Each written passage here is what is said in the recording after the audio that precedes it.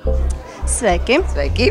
Es jums gribēju pajautāt par jauno šovu, kurš būs ar nosaukumu Saimnieks meklē saimnieci. Jā, un noteikti ļoti interesanti būs visādas dažādas latviešu tradīcijas iepītas tajā šovā, kā lasīju par to, kad saimnieci meklēs pēc tā, kura labāk mācīs dejot. Nē. Tradīcijas, es domāju, ka tur nebūs nekādas dižās latviešu tautas tradīcijas. Droši vien būs pēc tam, kad būs jādzer latviešu kāzas. Bet tās pārbaudas paliek puišu ziņā patiesībā. Mūsu galvenais uzdevums bija, viņus abus divus tos dabūt kopā un tad tālāk, lai viņi tur paši ņemās. Mēs tur daudz neko viņu attiecībās nevaram ietekmēt. Bet, viens, protams, no tiem noteikumiem ir, kā tā meitene uzvedās tais laukos, jo tam puisiem nevajag vienkārši smuku meiteni, viņām vajag saimniecī. Tātad tas nozīmē cilvēkos dienā ar viņu būs kopā un veiks to mājas soli, to saimniecību, un tas nav tik vienkārši.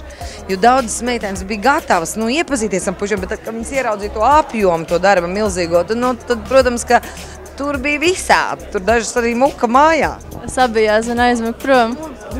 Es viņas saprotu, jo, piemēram, tādas Rīgas meitenes, Rīgas centra meitenes, viņas, manuprāt, tā īsti līdz galam neizzina, kā izskatās laukos vēlā rudenī, kad ir tumsa un dubļi, ja, un kad tur arī ir jāatrod dzīves brīnišķīgās puses un dziļās ziemas un visas tās neētības, ko sniedz lauku sēta, ka tu nevari izbraukt no mājas un nokļūt tur, kur tev vajag laikā, tev pašai jārok sniegs vai kaut kas tam līdzīgs.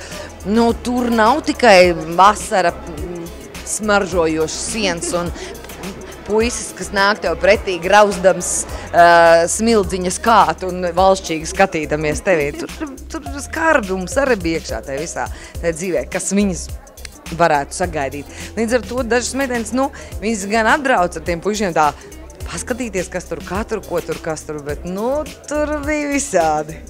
Viss tā kā notiek dabīgi, tā nepiespiesti ir tā, ka saimnieks meklē to vienu sev sievu, saimnieci, un cik pavisam ir šie saimnieki, kuri meklē? Ir 10 puiši, un 10 puiši ir pateikuši, ka viņi ir atvērti, un tad meitenes viņiem rakstīja. Un tad tiem 5, kuriem visvairāk uzrakstīja, tad tie turpināja to savu to meklēšanu kameras priekšā. Pārējie varēja brīvā solī turpināt to, un viņi arī to dara. Starp citu, viens puisis jau ir, man ļoti prieks par viņu, viņš ir atradis sev draudzeni. Es nezinu, cik tālu viņa attiecības pat labi man ir, bet ļoti liels prieks bija, ka viņš tiešām bija pelnījis tādu foršu meiteni, un es ceru, ka tur viņiem viss attīstās labi.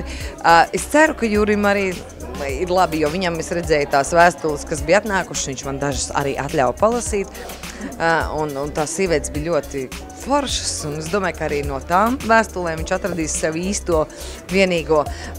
Bet tie puiši, kas turpināja, tie 5, cik es zinu, viens arī jau ir pārvedis mājās meiteni. Un pārējiem vēl tur stāv priekšā tā lielā izlēmšana, ar kuru tad viņi paliks, ar kuru ne, un tad meitenēm arī atliek nopietni izdomāt, vai viņas ir gatavs vai ne.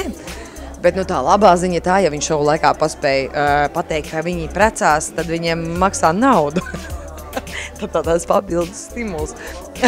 Redzēsim, kā tur visu, cik godīgi un cik tālu tas viss aizies. Bet es ceru, ka tiešām no tiem 10 puišiem vismaz viena būs nokārtojusies tā lieta. Ka varēs svinēt tās kāzas pēc visām tām lietām, visiem pārbaudījumiem, bet nebūs jau tā, ka tikai sievietēm būs visu laiku pārbaudījumi un tikai viņām vajadzēs izpatikt saimniekam, gan jau būs kāds lustas arī, vai ne?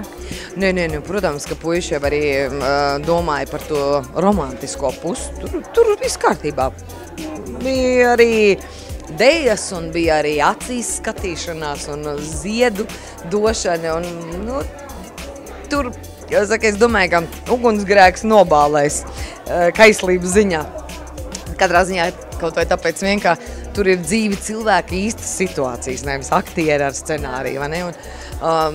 Tur bija diezgan lielas kaislības. Jā, es pat labāk droši vien saglabājot kaut kādu intrigu, visas detaļas negribētu stāstīt, bet patiesībā Viss notika pa īstam un bija diezgan dramatiskas situācijas arī nu tāds, ka gribējās mierināt un just līdzi, un es arī vienu dienu metos mašīnā un braucu uz to vietu. Diezgan patāli no Rīgas, kad 160 km man bija jābrauc un jāmierina puisis, un tur bija diezgan tāda. Tad jau jūs to šovu ļoti tā izdzīvojāt. Ziņā, visa vasara man ir pagājusi, kā saka, precinot 10 puišus.